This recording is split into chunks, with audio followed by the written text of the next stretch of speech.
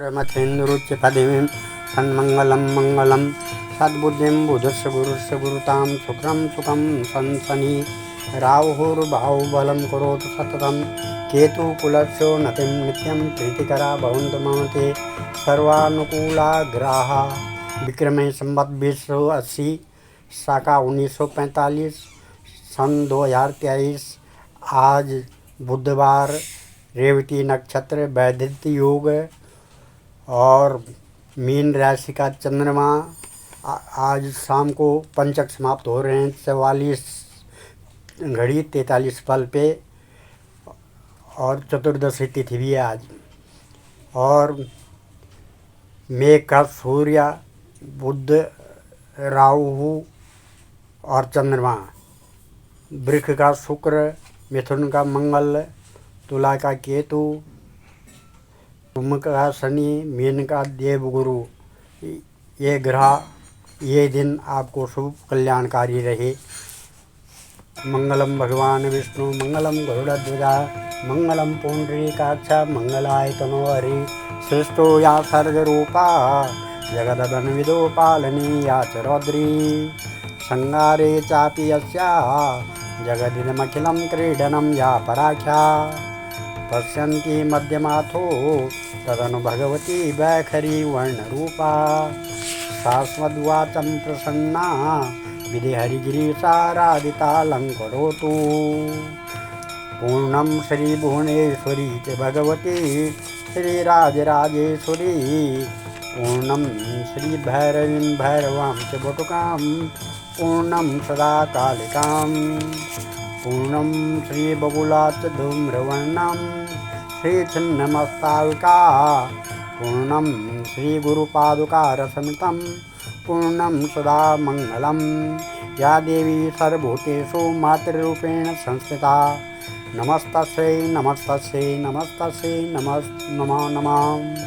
तव च काकिलना स्तुति अम्बिके सकलशब्दमयी किलते तनु निखिलमूर्तिषु मे भवद अन्वयो मनसि यासु वही प्रसरासु च इति विचिन्त्य शिवे समिता शिवे जगत्जातमयत्नवशाद्विदम् स्तुति जपार्चन चिंतन वर्जिता न खलु कांचन कालकलास्ति में। कल आपने प्रहलाद के नारायण के साथ भक्त प्रहलाद के नारायण जी के साथ युद्ध के बारे में सुना। आज देवताओं के साथ दैत्यों का युद्ध किस प्रकार से हुआ, जिसमें जन्मेजय कहते हैं व्यास जी तप को ही अपना सर्वस्व मानने वाले नर और नारायण भगवान विष्णु के अंशावतार थे। नर नारायण और प्रहलाद का परस्पर संघर्ष क्यों छिड़ गया। व्यास जी कहते हैं राजन, प्रत्येक युग में जगत प्रभु जनार्दन अवतार धारण करते हैं। एक बार भृगु मुनि ने भगवान को शाप देना चाहा। उनकी बात सत्य करने के लिए श्री हरि ने अवतार लेने का वर दे दिया। व्यास जी कहते हैं राजन, भृगु जी ने जो शाप दे दिया उसका कारण बतलाता हूँ, सुनो। प्राचीन समय की बात है, हिरण्यकशिपु नाम का एक राजा था। कश्यप जी उसके पिता थे। उस समय कभी भी अकारण ही दैत्यों के साथ देवताओं का परस्पर संघर्ष छिड़ जाया करता था। ऐसे ही एक युद्ध में हिरण्यकशिपु के मर जाने पर प्रहलाद उत्तराधिकारी राजा हुए। उनके साथ भी इंद्र की भयंकर लड़ाई आरंभ हो गई। देवताओं ने इतनी तत्परता के साथ युद्ध किया कि प्रहलाद को हार जाना पड़ा। अतएव राजन विरोचन कुमार बलि को राज्य पर अभिषिक्त करके वे स्वयं तपस्या करने के लिए गंधमादन पर्वत पर चले गए। राज्य पाने पर बलि का भी देवताओं के साथ भयंकर देवासुर संग्राम छिड़ गया। इंद्र के सहायक बनकर भगवान विष्णु ने दैत्यों को राज्य से च्युत किया। हार जाने पर वे सभी दैत्य शुक्राचार्य की शरण में गए और बोले, ब्राह्मण, आप ऐसे प्रतापी होते हुए भी हमारी सहायता क्यों नहीं कर रहे हैं? व्यास जी कहते हैं, मुनिवर, शुक्राचार्य बड़े दयालु पुरुष थे। दैत्यों के कहने पर उत्तर देने लगे, दैत्यों, डरो मत। मंत्रों और औषधियों से मैं निरंतर तुम्हारी सहायता करूँगा। कुछ समय तक प्रतीक्षा करो। मैं अब मंत्र की प्राप्ति और अभ्यास के लिए भगवान शंकर के पास जाता हूँ। उधर दैत्यों ने तपस्वी का स्वांग बनाकर तप आरंभ कर दिया था। शुक्राचार्य के आने की प्रतीक्षा करते हुए वे कश्यप जी के आश्रम पर निवास कर रहे थे। कुछ समय के बाद शुक्राचार्य कैलाश पर्वत पर पहुंच गए। उन्होंने भगवान शंकर को प्रणाम किया। भगवान शंकर ने एक अत्यंत कठिन व्रत करने के लिए मुनि को आदेश दे दिया और कहा, पूरे 1000 वर्षों तक नीचे सिर करके कण मात्र धूम्रपान करते हुए व्रत करना है। व्यास जी कहते हैं, शुक्राचार्य उस श्रेष्ठ व्रत में संलग्न हो गए, केवल धुएं के आहार पर रहने लगे। उधर आयुधधारी देवताओं को आया देखकर दानव भय से घबरा उठे। उन्हें चारों ओर से देवताओं ने घेर लिया था। वे अत्यंत डरकर शुक्राचार्य की माता की शरण में गए। उन्हें महान दुखी देखकर माता ने अभय कर देने का वचन दिया। शुक्राचार्य की माता बोली, दानवों, डरो मत। मेरे सन्निकट रहने पर तुम्हारे पास भय आ ही नहीं सकता। वे बोली, मैं अभी इंद्र सहित संपूर्ण देवताओं को नींद के चंगुल में फंसा देती हूँ। यूँ कहकर उन्होंने निद्रा को आज्ञा दी। समस्त देवता नींद के वशीभूत होकर मुख की भांति पड़े रहे। नींद के प्रभाव से इंद्र की शक्ति भी क्षीण हो चुकी थी। वे घबरा उठे थे। उन्हें देखकर भगवान विष्णु ने कहा, देवेश्वर, तुम्हारा कल्याण हो, तुम मेरे पास आ जाओ। भगवान की छत्र छाया पाकर उनका सारा भय दूर हो गया। निद्रा भी उनके पास ना आ सकी। यह देखकर शुक्राचार्य की माता क्रोध से तमतमा उठी। उन्होंने यह वचन कहा, भगवान, मैं अपनी तपस्या के प्रभाव से विष्णु सहित तुम्हें निगल जाऊंगी। व्यास जी कहते हैं, शुक्राचार्य की माता योग विद्या की पूर्ण जानकार थी। उनकी उस शक्ति के प्रभाव से भगवान विष्णु और इंद्र की सारी शक्ति कुंठित हो गई। शुक्राचार्य की माता को मारने के लिए भगवान ने चक्र उठा लिया और तुरंत ही शुक्र माता का मस्तक धड़ से अलग कर दिया। अब भगवान विष्णु को भृगु का शाप। व्यास जी कहते हैं, उस दारुण हत्या को देखकर भगवान भृगु क्रोध से आग बबूला हो उठे। भृगु बोले, विष्णु, तुम्हें सर्वोत्तम बुद्धि सुलभ है, तुम्हारे लिए अब और क्या करूं? साप दे रहा हूं। तुमने इंद्र की भलाई के लिए मुझे स्त्री से वंचित कर दिया, अतः विष्णु, मेरे शाप के प्रभाव से मृत्युलोक में तुम्हारे बहुत से अवतार होंगे और तुम्हें लीला से गर्भ में रहना पड़ेगा। व्यास जी कहते हैं, अब उस शाप के अनुसार ही धरातल पर भगवान पधार रहे हैं। धर्म का ह्रास होने पर जगत कल्याण करने के लिए भगवान का बार बार अवतार हुआ करता है। वे मानव रूप में प्रकट होते हैं। व्यास जी कहते हैं, मुनिवर, भृगु बड़े कार्यकुशल थे। क्रोधवश भगवान विष्णु को शाप देने के पश्चात उन्होंने तुरंत पत्नी का मस्तक उठा लिया और उसे धड़ से जोड़कर कहा, देवी, यदि मैं सदाचारी, सत्यभाषी, वेदाभ्यासी और तपस्वी हूँ तो तपोबल से तुम्हें जीवित कर किए देता हूँ। जल सिंचन करते ही भृगु पत्नी के मृत शरीर में प्राण लौट आए। व्यास जी कहते हैं, राजन, शुक्राचार्य मंत्र प्राप्ति के लिए कठिन तप कर रहे थे। यह समाचार सुनकर इंद्र व्याकुल हो उठे। इंद्र ने अपने गुरु बृहस्पति से कहा, ब्रह्मन, आप भी दानवों के पास जाइए और माया के प्रभाव से फंसा लीजिए। आप बुद्धिपूर्वक विचार करके हमारे कार्य साधन में तत्पर हो जाइए। देवगुरु बृहस्पति स्वयं शुक्र का वेश बनाकर दैत्यों के पास गए। वहां जाकर बड़ी श्रद्धा दिखाते हुए उन्होंने दानवों को बुलाया। सभी असुर सामने आए और देखा हमारे गुरु शुक्राचार्य जी आ गए हैं। बृहस्पति को ही शुक्राचार्य मानकर वे अत्यंत आनंद में भर गए। उन सबको विदित न हो सका कि यह बृहस्पति की माया है जो गुरुदेव के रूप में प्रकट हैं। व्यास जी बोले, राजन, महात्मा बृहस्पति मायाविक शुक्राचार्य बन गए। सर्वप्रथम उन्होंने ऐसा प्रयत्न किया कि दैत्यों की यह निश्चित धारणा हुई ये हमारे गुरुदेव शुक्राचार्य हैं। मंत्र सिद्धि करके शुक्राचार्य ने आकर देखा दानवों के निकट बृहस्पति जी विराजमान हैं। उन्होंने माया से अपना सुंदर वेश बना लिया था। वे यज्ञ निंदा परक विविध वचन कह रहे थे।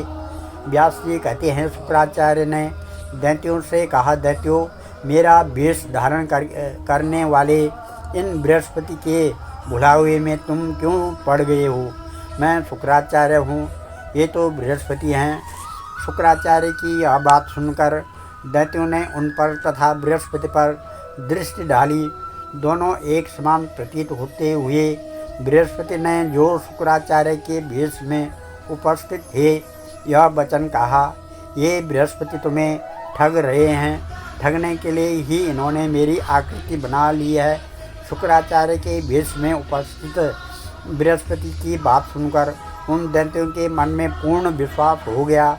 निश्चय कर लिया ये ही गुरुदेव शुक्राचार्य हैं जो वास्तविक शुक्राचार्य थे। उन्होंने दानवों को बहुत तरह समझाया बुझाया, किंतु विपरीत काल के प्रभाव से बृहस्पति की माया के वे इतने विवश थे कि कुछ भी न समझ सके।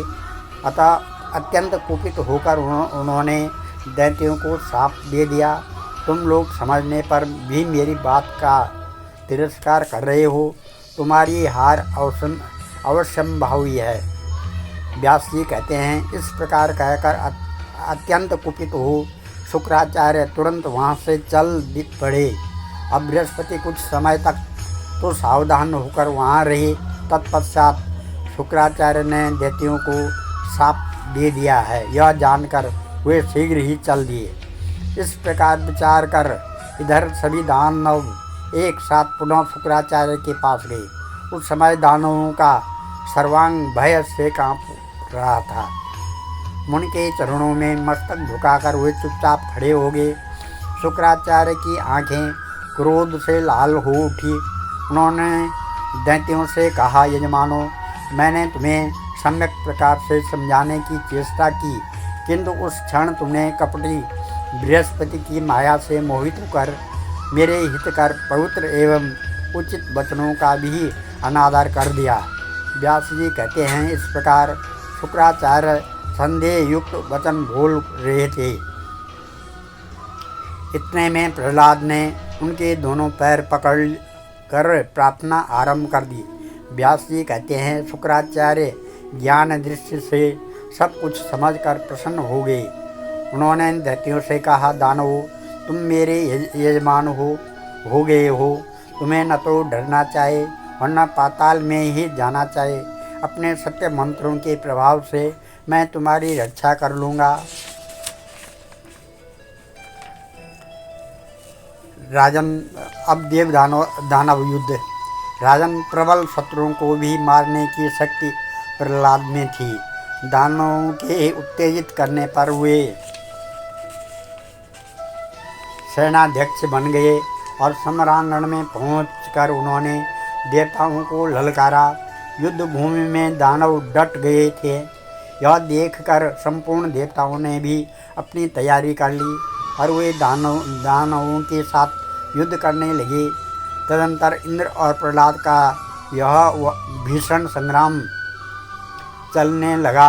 पूरे 100 वर्ष तक युद्ध हुआ। इस महायुद्ध में प्रहलाद की प्रधानता रही। शुक्राचार्य से सुरक्षित दानव विजयी हो गए। तब इंद्र ने बृहस्पति के आदेशानुसार भगवती का मानसिक चिंतन किया। भगवती संपूर्ण दुखों को दूर करने वाली है। व्यास जी कहते हैं, इंद्र के स्तुति करने पर भगवती भुवनेश्वरी तुरंत वहाँ प्रकट हो गई। उस समय वे सिंह पर सवार थी। उनका विग्रह 4 भुजाओं से सुशोभित था। शंख, चक्र, गदा और पद्म से उनके हाथ सुशोभित थे। उन्होंने सुरगुणों से कहा, देवताओं निर्भय हो जाओ, अब मैं अवश्य ही तुम्हारा कल्याण करूँगी। व्यास जी कहते हैं, प्रहलाद भगवान विष्णु के भक्त थे। उन्हें परोपकारी का रहस्य ज्ञात था। वे हाथ जोड़कर जगदम्बा की स्तुति करने लगे। अंबिके, तुम्हारे सिवाय संसार में कोई भी एकमात्र शासक नहीं है। संपूर्ण दानव शरण में आए हैं, चाहे इन्हें त्याग दो या रक्षा करो।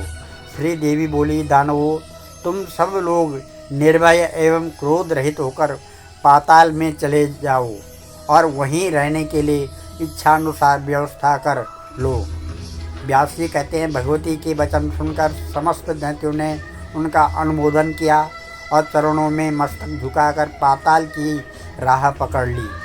उस समय देवता और दानव सबने बैर भाव त्याग दिया। वे सुख से समय व्यतीत करने लगे। जो बड़भागी पुरुष इस समय पावन उपाख्यान को कहता अथवा सुनता है, वह संपूर्ण दुखों से छूटकर परम पद का अधिकारी हो जाता है।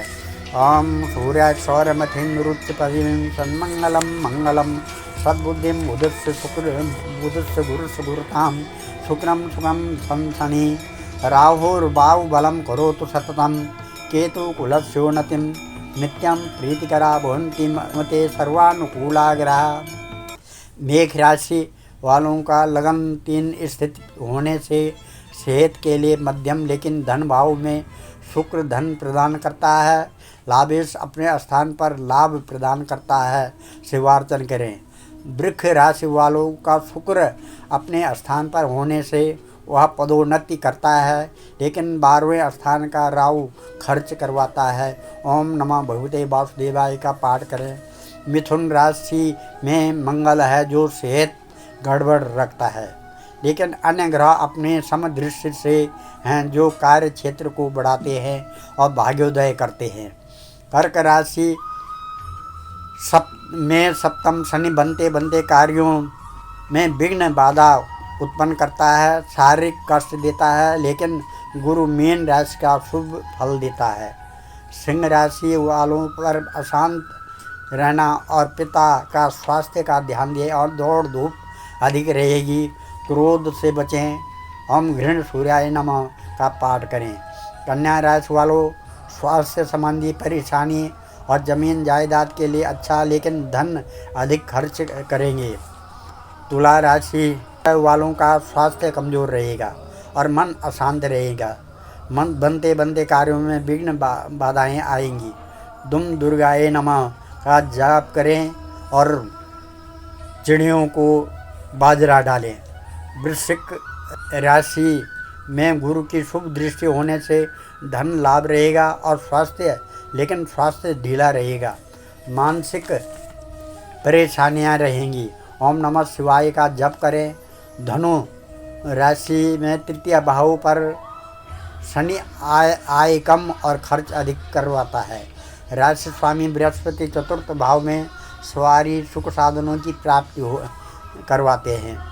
मकर राशि वालों, शनि की 60 सती का प्रभाव रहेगा और वृथा दौड़ धूप खर्च अधिक रहेंगे। निकट बंधुओं से मतभेद रहेगा। कुंभ राशि पर शनि की 60 सती का प्रभाव रहेगा, लेकिन अपनी राशि में होने से वह शुभ लाभ अच्छे कार्यों में रुचि रखेगा। मीन राशि मनोबल, उच्च कार्य क्षेत्र में प्रगति, मान प्रतिष्ठा, आशानुकूल धन प्राप्त होगा। शनि की 60 सती के कारण अड़चनें आ सकती हैं। शनि का पाठ करें या शनि स्तोत्र का जपें। ओम मंगलम भगवान विष्णु मंगलम गरुड़ध्वजा मंगलम पुंडरीकाक्ष मंगलायतनो हरिः। ओम ब्रह्मा मुरारी स्तपुरांतकारी भानो शशि भूमि सुतो उदस्य गुरुश्च शुक्रा शनिराव केत्वा सर्वे ग्रह शांति करा भवन्तु। वैसे तो श्रीमद् देवी भागवत के इस रहस्य को सुनने के बाद ग्रह उच्च के हो जाते हैं, अच्छा फल देते हैं। जो इस कथा को सुनता है उसके सारे मनोरथ सिद्ध हो जाते हैं। आपके भी मनोरथ सिद्ध हों, यही भगवान से प्रार्थना है। ओम मंगलम भगवान विष्णु मंगलम गरुड़ध्वजा मंगलम पुंडरीकाक्ष मंगलायतनो हरि सर्वमंगल मांगल्ये शिवे सर्वार्थ साधिके शरणे त्र्यंबके गौरी नारायणी नमस्ते। अन्नपूर्णे सदापूर्णे शंकर प्राण बल्लभे ज्ञान सौभाग्य सिद्ध्यर्थम भिक्षां देहि च पार्वती। ओम सर्वे भवन्तु सुखिनः सर्वे सन्तु निरामया सर्वे भद्राणि पश्यन्तु मा कश्चित् दुःखभाग् भवेत्। ओम धन्यवाद।